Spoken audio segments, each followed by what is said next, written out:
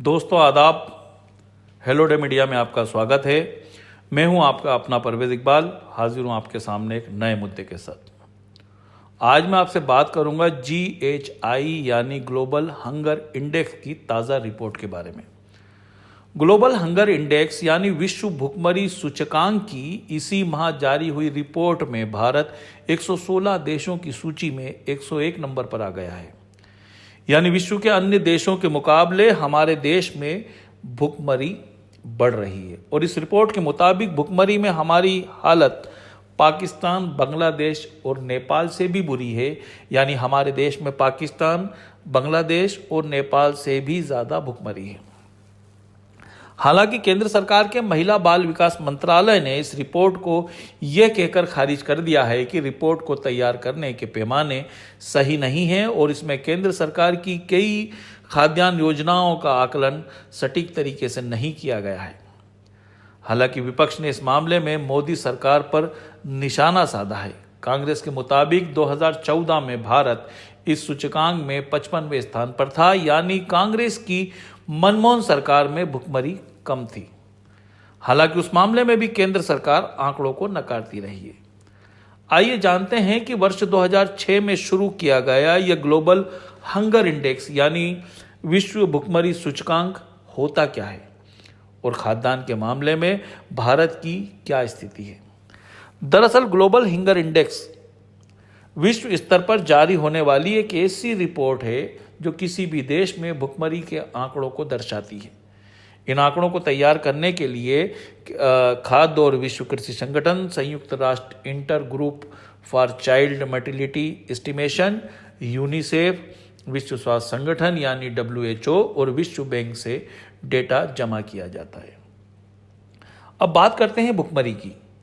संयुक्त राष्ट्र संघ की खाद्य कृषि संगठन यानी AFO ने अपनी ताज़ा रिपोर्ट में कहा है कि कोरोना के बाद दुनिया में बहुत तेजी से भुखमरी बढ़ेगी और 36 देशों में इसका बहुत ज़्यादा असर देखने को मिलेगा।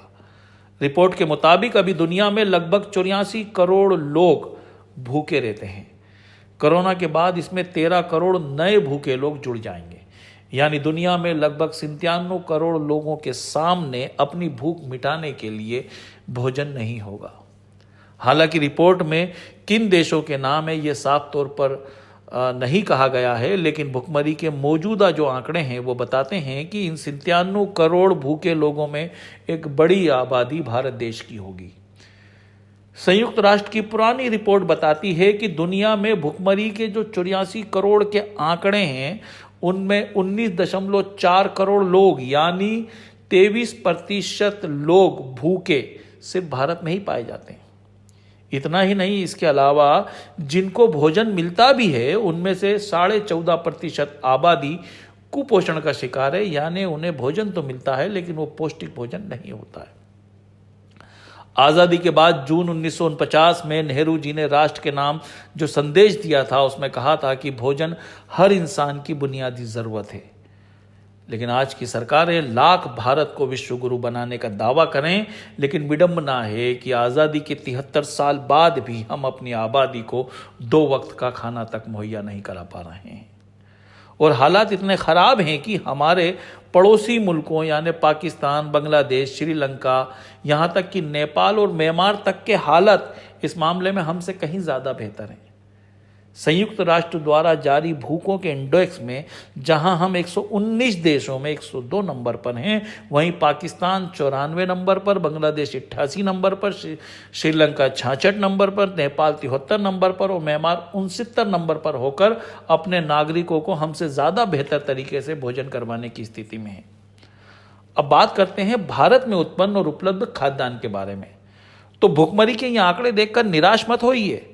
हमारे देश में ज़रूरत से कहीं ज़्यादा पर्याप्त मात्रा में अन्न का उत्पादन होता है। लगभग 23 करोड़ टन सालाना ज़रूरत वाले हमारे देश में पर्याप्त अन्न उगाया जाता है, लेकिन सरकारी भ्रष्टाचार और लापरवाही के चलते ये अन्न सरकारी गोदामों में सड़ता रहता है और हमारे मुल्क में 20 करोड़ लोग भूख से बिलबिलाते रहते हैं। जबकि रोजाना लगभग 244 करोड़ का भोजन देश में व्यर्थ जाता है। भारत में हर साल कुल पैदावार का लगभग 40% यानी 1 लाख करोड़ मूल्य का 2.1 करोड़ टन अनाज बर्बाद हो जाता है, जो ऑस्ट्रेलिया की कुल पैदावार और ब्रिटेन की कुल खाद्य जरूरत के बराबर है। अनाज के अलावा 10 लाख टन प्याज, 22 लाख टन टमाटर, 20,000 करोड़ की सब्जी जरूरतमंद तक पहुंचने से पहले खेत, मंडी या गोदामों में ही सड़ गल कर फिक जाती है। जिस देश में 20 करोड़ लोग भूखे सोते हों, वहां करोड़ों टन अनाज का फिक जाना क्या विडंबना के साथ साथ सरकारी अव्यवस्था पर सवाल या निशान नहीं है? अनाज को खुले गोदामों में सड़ाने के पीछे तो भ्रष्टाचार का बहुत बड़ा खेल है। दरअसल सरकार किसानों से जो अनाज समर्थन मूल्य पर 12-15 रुपए किलो में खरीदती है, उस अनाज को लापरवाही से सड़ने के लिए जानबूझकर मैदानों में छोड़ दिया जाता है। बाद में ये सड़ा हुआ अनाज शराब कंपनियों को 2 से 4 रुपए प्रति किलो में बेच दिया जाता है। तो क्या ये माना जाए कि गरीबों से हमदर्दी का ढोंग करने वाली सरकारें और उनके कारिंदे लोगों के पेट भरने की बजाय अपनी जेब भरना ज्यादा जरूरी समझते हैं? वैसे देखा जाए तो हमें 1943 में बंगाल में आए हुए अकाल से ही सबक ले लेना चाहिए था और अपनी व्यवस्थाएं दुरुस्त कर लेनी चाहिए थी। लेकिन अब कोरोना की मार तो पूरी दुनिया पर पड़ रही है। ऐसे में यदि भारत को वाकई विश्व गुरु बनना है तो उसे अपने अन्न भंडारण के साथ साथ अन्न वितरण व्यवस्था को भी सुधारना होगा, क्योंकि भारत के अनाज गोदामों में इतना अनाज होता है कि वो सारी दुनिया को 6 माह तक अनाज की पूर्ति कर सकता है, बशर्ते कि वो अपने अनाज का समुचित भंडारण कर उसे सड़ने से बचा सके। चलिए अब मुझे दीजिए इजाजत। अगली बार फिर मुलाकात होगी हेलो डे मीडिया पर एक नए मुद्दे के साथ।